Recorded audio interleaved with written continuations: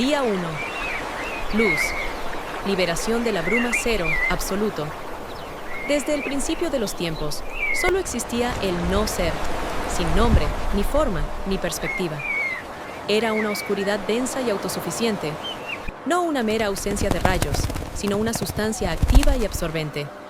Esta penumbra era ilimitada, como un mar negro sin fondo ni orilla, donde incluso la noción de dónde y cuándo desaparecía. El tiempo no existía, estaba enlatado en esta niebla primitiva. La oscuridad yacía como un sudario silencioso e infinito, envolviendo todos los espacios posibles, creando una sensación de vacío sin límites. Era el caos en su forma más pura, pesado, frío e inmutable. Bajo este manto, oculta de todo movimiento, reposaba la materia primigenia. La tierra estaba informe y vacía, cubierta por la gruesa capa de aguas primordiales. El agua permanecía inmóvil, como una masa fundida, negra y congelada, un espejo sin alma que solo reflejaba su propia e infinita noche.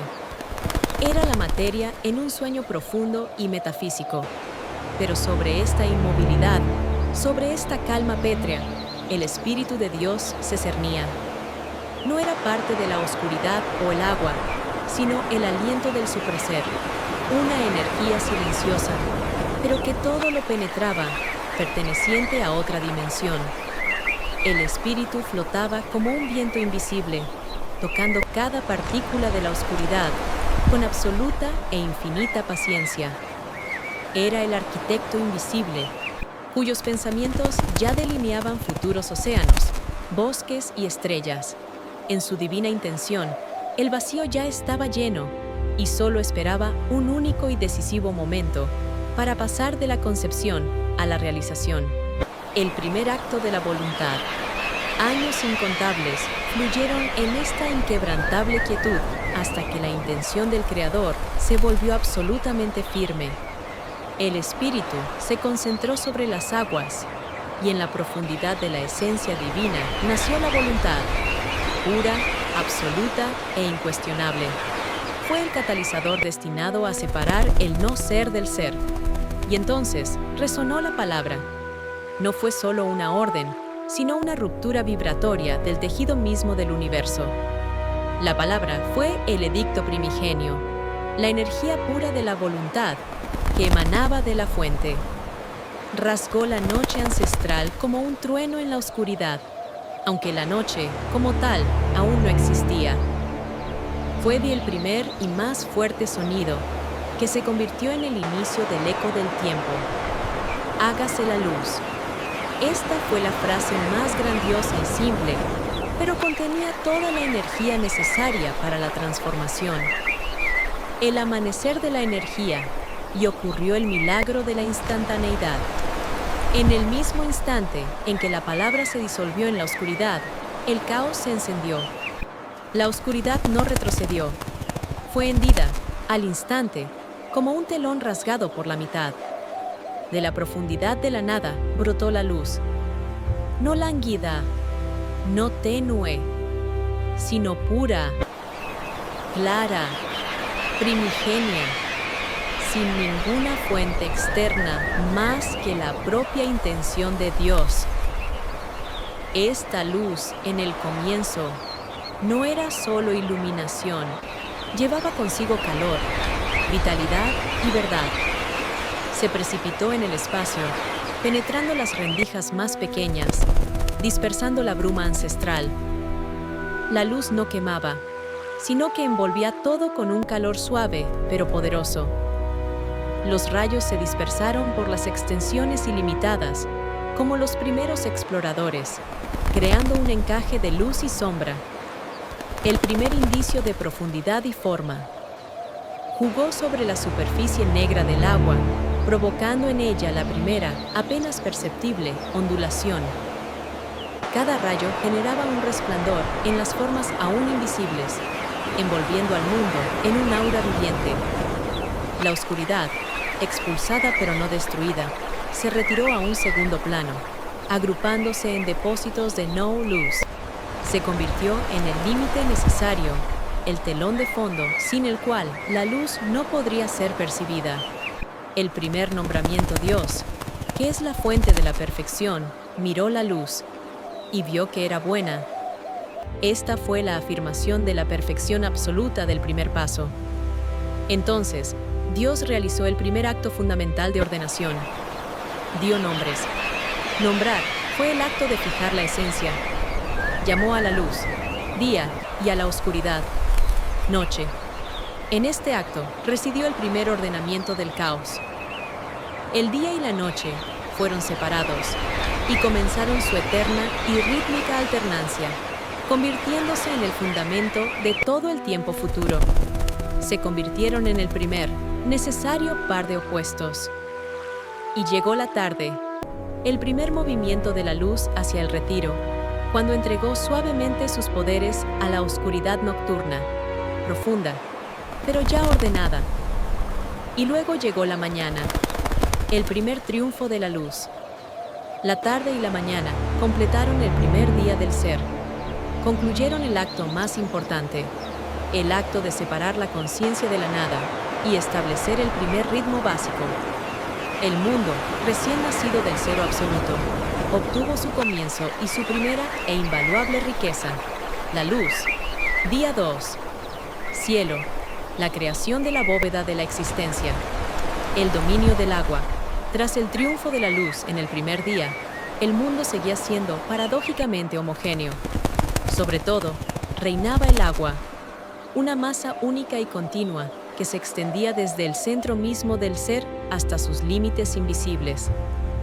Aunque ya no era negra, gracias a la luz, seguía siendo informe y pesada. El agua creaba una sensación de claustrofobia. El espacio era tan denso que no dejaba lugar para la respiración, para la expansión. La luz penetraba esta capa acuosa, pero estaba amortiguada como a través de un cristal verdoso. El espíritu, que se cernía sobre esta esfera húmeda y singular, vio que para el desarrollo de la vida y el movimiento autónomo se necesitaba una cavidad. Se necesitaba un límite entre lo que estaba abajo y lo que debía estar arriba. Era el tiempo de la arquitectura del espacio, el tiempo de establecer la verticalidad. El primer paso hacia la altura.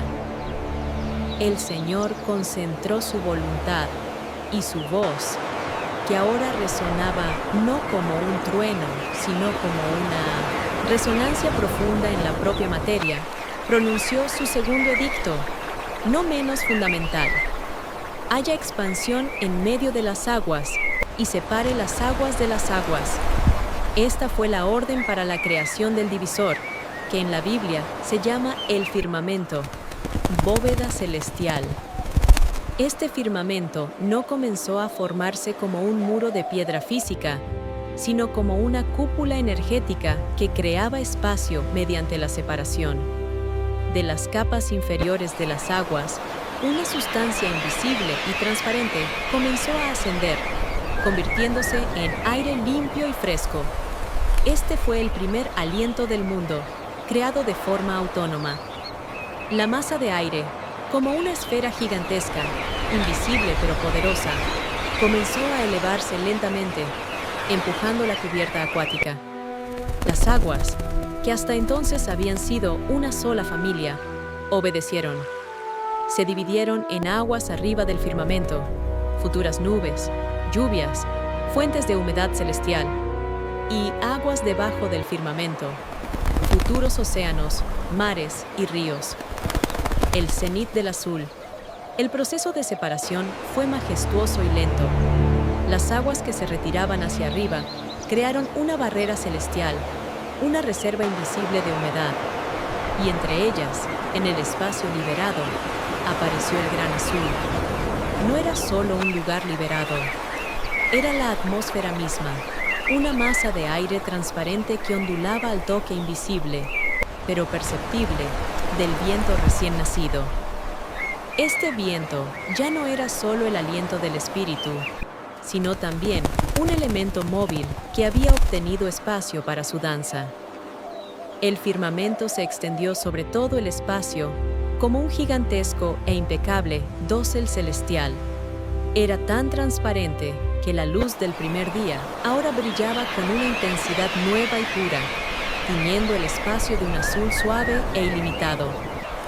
Este firmamento fue elevado a lo alto, se convirtió en la altura. Era el cielo, ilimitado como un arpa desplegada, que ahora esperaba las melodías de las estrellas y el vuelo de los pájaros. Este fue el segundo límite del ser, que le dio no solo una dimensión horizontal, sino también vertical. La función del firmamento. El espíritu observó la finalización de este acto, y su intención quedó satisfecha. Vio que era bueno. Este día no fue tan visualmente brillante como el primero, con el nacimiento de la luz, pero fue críticamente importante para la viabilidad del mundo.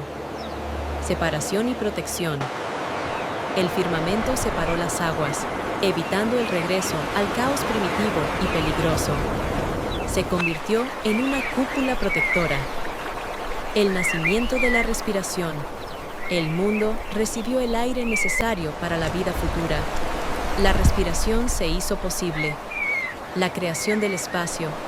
Apareció la altura, un lugar para los pájaros, y la profundidad, un lugar para las estrellas y los cuerpos celestes. Las aguas arriba del firmamento se convirtieron en la caja fuerte de humedad celestial, y las aguas debajo del firmamento esperaban su próxima transformación. La tarde y la mañana completaron el segundo día de la creación. El mundo obtuvo su atmósfera, su espacio para respirar y su primera forma arquitectónica fundamental. El mundo estaba listo para la aparición de una base sólida. Día 3. Tierra y plantas. El nacimiento de la forma y la corona de la vida. La intención de la solidez. Después de que la luz definió el tiempo, día y noche, y el firmamento creó el espacio, cielo y aguas, el mundo seguía siendo un vasto reservorio líquido, dominado por el elemento del agua. Para que la vida pudiera echar raíces y estabilizarse, se necesitaba un soporte, algo inmóvil, algo sólido, algo eterno. En el tercer día, la intención del Creador se centró en las aguas debajo del firmamento. Este fue el momento de la arquitectura geológica, el momento de crear el contraste entre lo fluido y lo sólido. Dios habló, y su palabra no fue solo sonido, sino un impulso gravitatorio que sacudió toda la masa primitiva. Júntense las aguas que están debajo de los cielos en un solo lugar, y descúbrase lo seco. El drama de la separación. Las aguas, que hasta entonces cubrían todo, comenzaron a retirarse, obedeciendo la orden invisible, pero poderosa. Este fue un movimiento geológico grandioso, sin prisa, pero absolutamente inevitable. Profundización. En algunos lugares, bajo la presión de la voluntad divina, el fondo comenzó a hundirse. Estos fueron los reservorios del futuro, hacia donde fluyeron las aguas. Elevación.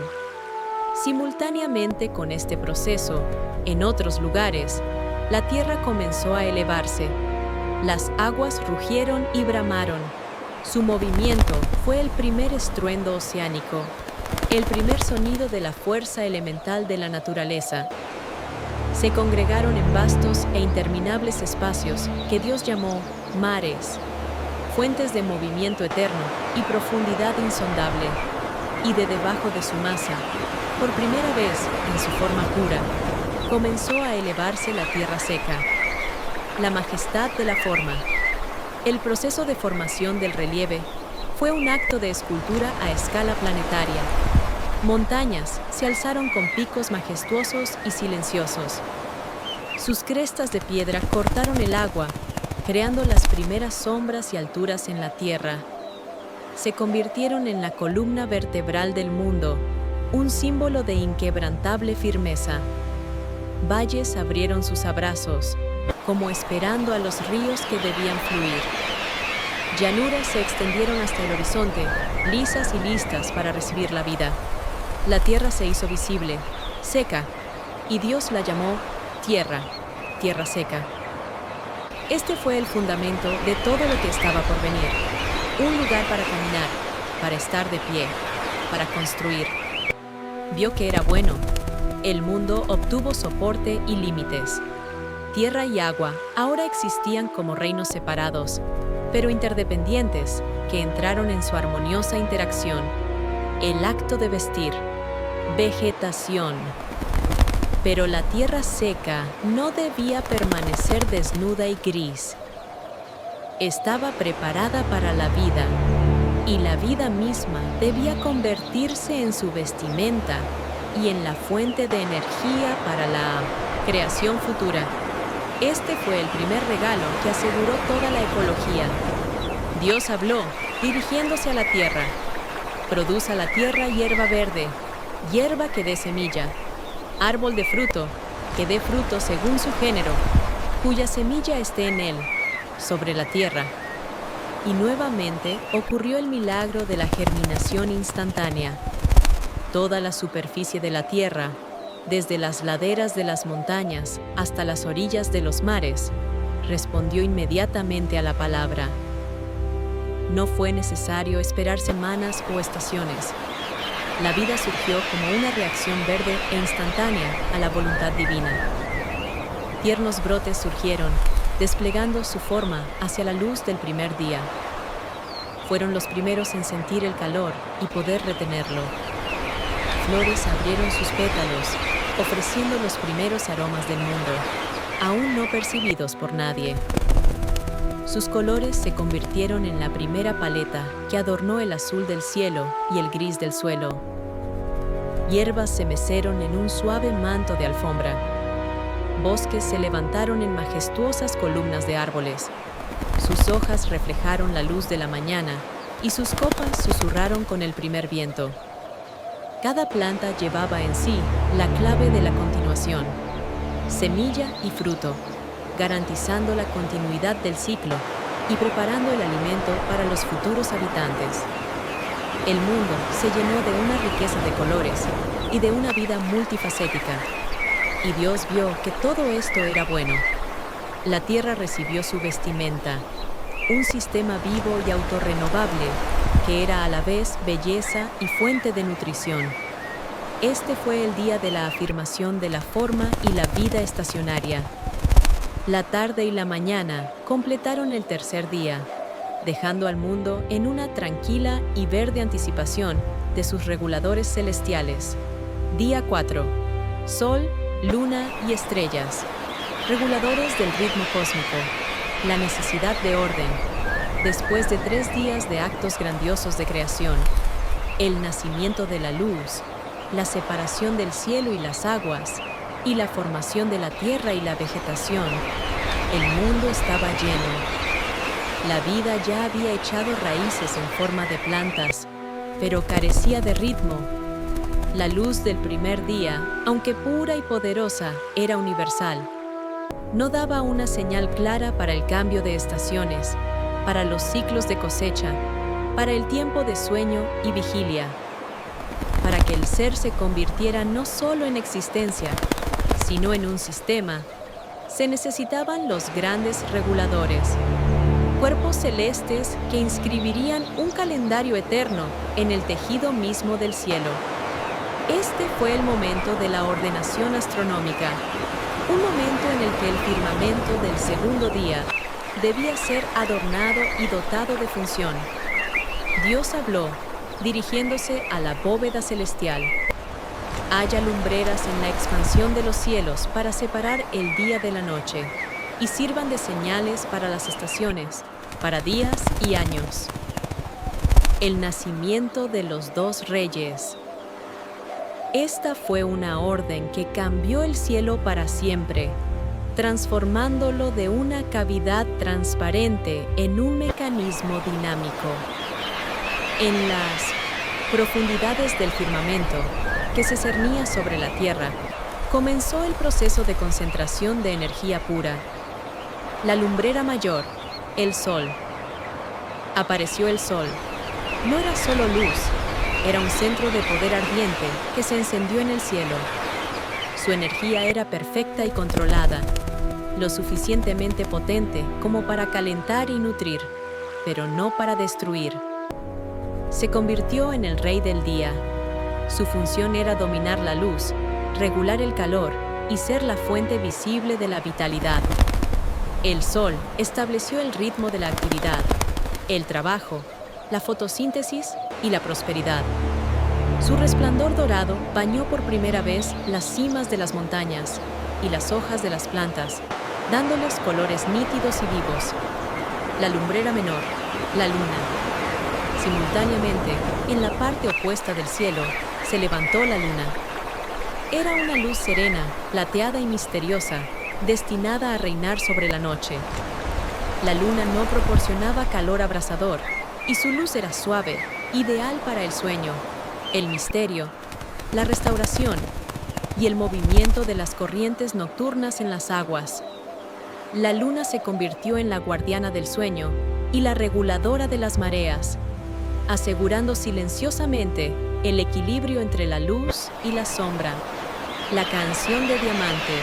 Pero la creación no se limitó solo a los dos grandes cuerpos. Para dar profundidad y eternidad al cielo nocturno, Dios esparció estrellas. Aparecieron por miles de millones, como polvo de diamantes esparcido sobre el terciopelo de la noche. Cada estrella, a pesar de su lejanía, fue creada con precisión. Su lugar y trayectoria fueron determinados para siempre. No eran solo un adorno, eran navegantes para futuros viajeros, señales para contar los grandes ciclos y estaciones, testigos de la eternidad. Cada estrella tenía su propia melodía de luz, que penetraba en los corazones de la futura creación, recordándole su origen cósmico. Las estrellas fijaron la infinitud y profundidad del ser, establecimiento de la armonía. Dios colocó las lumbreras en el firmamento para que brillaran sobre la tierra, proporcionando calor y luz, y alternando eternamente el día y la noche. Fueron establecidas como el reloj del mundo, perfectamente calibrado, que no necesita reinicio. El Sol y la Luna obtuvieron sus esferas de influencia, creando una armonía universal. El día, regido por el Sol, era ahora un tiempo de energía y visibilidad clara. La noche, regida por la luna, se convirtió en un tiempo de misterio, descanso y restauración. El mundo obtuvo su ritmo, su calendario eterno y su primera sensación de escala ante la infinidad del cosmos. Y Dios vio que todo lo que había hecho en el cuarto día era bueno. La tarde y la mañana completaron este día, dejando al mundo bajo el resplandor de esferas celestes, reguladas eternamente, listo para el siguiente gran paso, el asentamiento con vida dinámica. Día 5. Aves y peces. La vida dinámica del agua y el aire. La expectativa de movimiento. Después de que el mundo obtuvo forma, tierra seca y ritmo, sol y luna, y fue adornado con vida inmóvil, plantas, llegó el momento del movimiento. Los vastos espacios, las aguas debajo del firmamento y el reino aéreo, el firmamento mismo, estaban listos para recibir habitantes capaces de moverse de forma autónoma y con libre albedrío. Este fue el día en que el mundo debía recibir voz, canto, chapoteo y vuelo. El espíritu concentró su voluntad en las dos fuerzas elementales que hasta entonces habían permanecido pasivas, y la palabra las transformó en la cuna de la vida.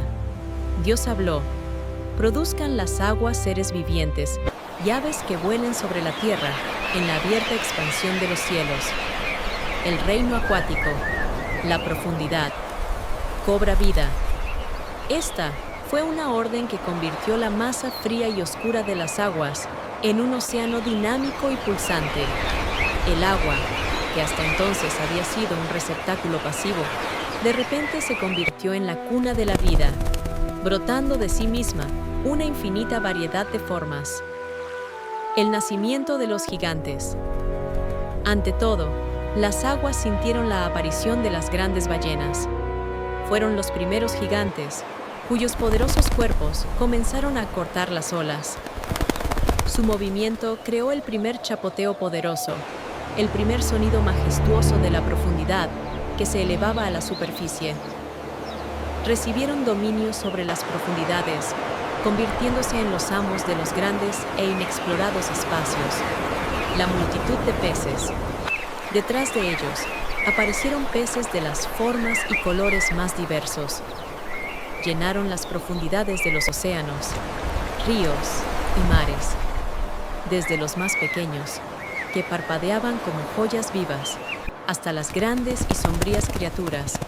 Cada uno encontró su nicho, su profundidad y su corriente. Aprendieron a orientarse en el laberinto acuático, y sus escamas reflejaron la luz por primera vez, creando un resplandor submarino. El misterio de la profundidad. No solo se crearon formas superficiales, en las depresiones más profundas y oscuras, donde la luz no penetraba, surgieron criaturas que vivían bajo otras leyes, testigos de que la vida es capaz de prosperar incluso en la oscuridad nocturna. El agua, llena de esta vida, se convirtió en un ecosistema en constante movimiento y renovación. El reino aéreo, la conquista de la altura. Simultáneamente, con el llenado de las aguas, comenzó el asentamiento del espacio aéreo, el firmamento que se cernía sobre la tierra. Esta fue la primera gran conquista de la verticalidad en el ser. Aves se elevaron al cielo. Sus cuerpos fueron creados ligeros, su plumaje colorido y sus alas perfectas para el vuelo. Maestros del canto. Aparecieron pájaros cantores, cuyas voces se convirtieron en la primera melodía del mundo, la primera música que resonó sobre los bosques y valles. Su canto era una acción de gracias por la luz, la vegetación y la vida misma. La majestad de las águilas. Águilas y halcones volaron alto, dominando las cimas de las montañas. Se convirtieron en un símbolo de libertad y altura de espíritu, utilizando el viento, creado en el segundo día, para su majestuoso planeo. Viajeros, grullas y otras aves migratorias comenzaron sus primeros viajes, aún inconscientes, utilizando instintivamente la dirección del sol y las estrellas. Cuarto día. Cada vuelo era como una oración que toca el cielo mismo, como un himno a la libertad de movimiento.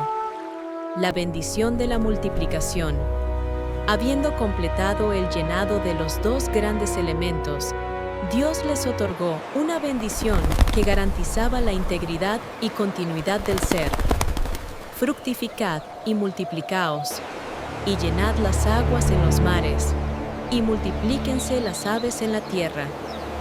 Este fue el don del ciclo de la vida, el don de la capacidad de autorreplicación, asegurando la continuación infinita de la vida. Y Dios vio que todo lo que había creado, desde la ballena más grande hasta el pájaro más pequeño, era bueno. El mundo recibió movimiento, velocidad, voz y diversidad en el agua y el aire. La vida se volvió dinámica y polifónica. La tarde y la mañana completaron el quinto día, dejando al mundo en calma, lleno del chapoteo de las olas y el canto de los pájaros, listo para la aparición de la vida más compleja en la tierra seca. Día 6. Animales y hombre. Culminación de la forma y la conciencia. El asentamiento final de la tierra seca. Después de que las aguas y los cielos se llenaron de vida, llegó el momento del asentamiento completo de la tierra seca. La tierra, cubierta con una alfombra verde de vegetación. Día 3. Esperaba a sus habitantes, criaturas capaces de caminar, correr, arrastrarse y dominar el terreno sólido. Este fue el día de la organización del ecosistema y el establecimiento de la cadena de vida. Dios habló, dirigiéndose directamente a la tierra. Produzca la tierra seres vivientes según su género, bestias y serpientes y animales de la tierra según su especie. En respuesta a la palabra, la tierra retumbó. Fue un movimiento poderoso y profundo de nacimiento, diferente de la germinación silenciosa de las plantas o el chapoteo del agua. Fue un acto de manifestación de masa y fuerza, el reino de las bestias. Desde la superficie de la tierra seca, desde el suelo y el espeso bosque, comenzaron a aparecer las almas vivientes, el nacimiento del poder, bestias de la tierra. Aparecieron depredadores, leones, tigres, panteras, cuyo rugido resonó por primera vez en las sabanas salvajes. Su fuerza era asombrosa y su belleza aterradora. Fueron creados para el equilibrio, para el control de la naturaleza. Aparecieron gigantes, elefantes y rinocerontes, cuyos pesados pasos crearon el primer estruendo poderoso en los bosques, abriendo caminos. El nacimiento de la mansedumbre, ganado. Detrás de ellos apareció el ganado, ovejas, cabras, vacas. Fueron creados para la cooperación y el sustento. Su movimiento tranquilo y sus pacíficos balidos y mugidos llenaron los valles y prados, estableciendo la armonía entre los seres vivos y el mundo vegetal.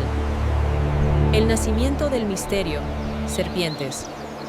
Aparecieron reptiles, serpientes, lagartos, que comenzaron a trazar sus primeras sendas tranquilas y ocultas en la hierba. Eran el elemento de la sorpresa y la fuerza oculta. Cada criatura fue creada según su género, lo que garantizaba la integridad y constancia de las especies biológicas. Cada una ocupaba su lugar ideal en el grandioso y vivo mosaico del mundo. La tierra seca estaba completamente poblada y funcional.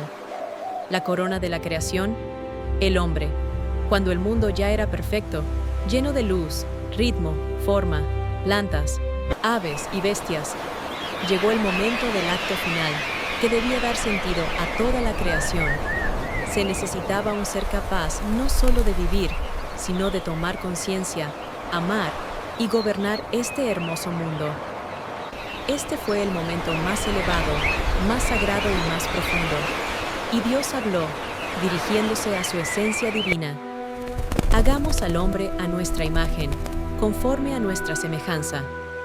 Esto significaba dotar a la creación de rasgos que la distinguían de todas las demás: razón, libertad de elección y capacidad de crear.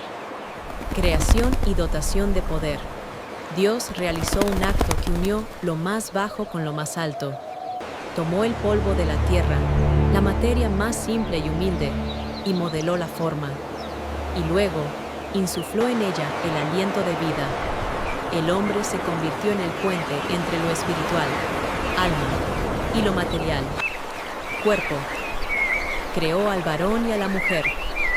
Abrieron los ojos por primera vez e inhalaron el aire fresco y libre, lleno de los aromas de las flores y el olor húmedo de la tierra. Sus ojos fueron los primeros en percibir la belleza, y no solo la funcionalidad del mundo. Dios los miró y vio no solo criaturas, sino su reflejo. Los bendijo. Fructificad y multiplicaos, llenad la tierra y sojuzgadla, y señoread en los peces del mar, en las aves de los cielos, y en todas las bestias que se mueven sobre la tierra.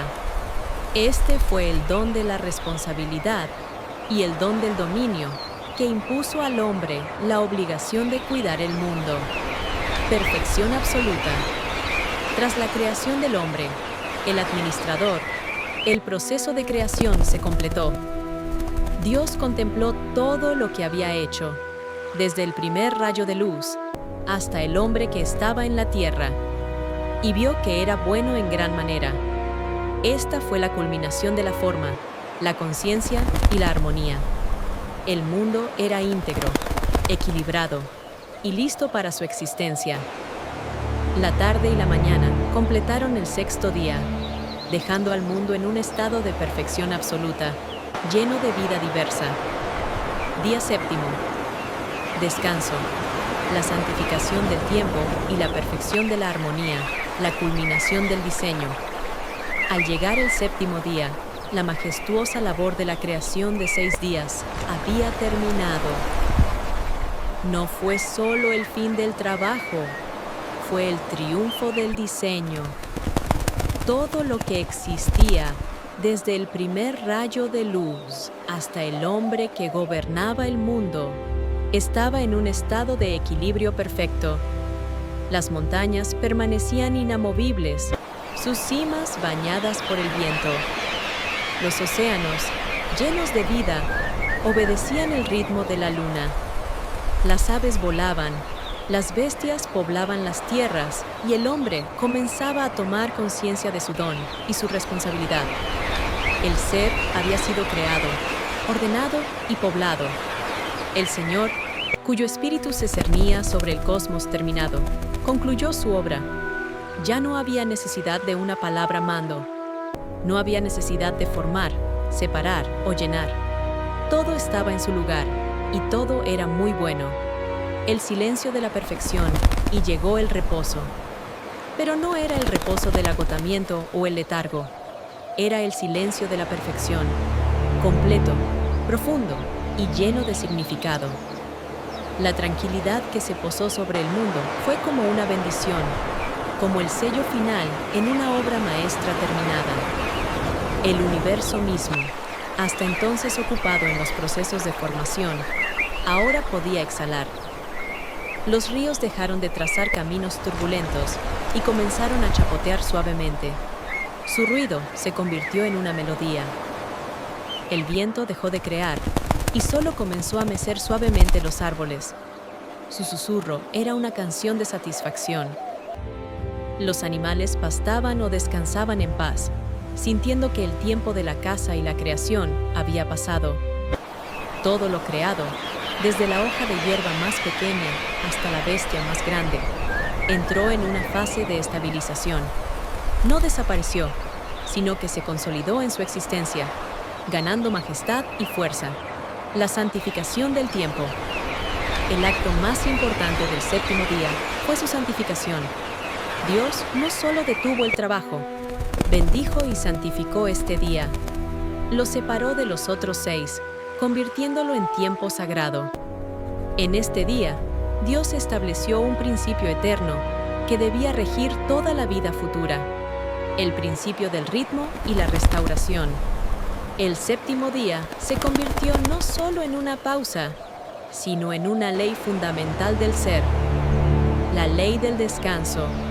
Estableció que incluso en el ciclo continuo del tiempo, debe haber un periodo reservado para la restauración de fuerzas, para la contemplación de los resultados del trabajo y para la acumulación de energía antes de un nuevo comienzo.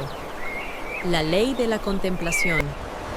Este día fue santificado para que el hombre pudiera detenerse y, contemplando la belleza perfecta del mundo, tomar conciencia de la grandeza del Creador.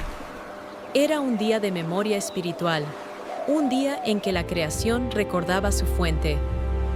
El séptimo día se convirtió en el punto de partida de la eternidad inscrita en el tiempo. Fue un regalo a la humanidad, un recordatorio de que el sentido de la vida no está solo en el trabajo, sino también en la celebración de la armonía y la perfección. El sello de la perfección, así, de la oscuridad a la luz, del caos a la armonía, surgió el ser. El séptimo día fue el sello de la creación.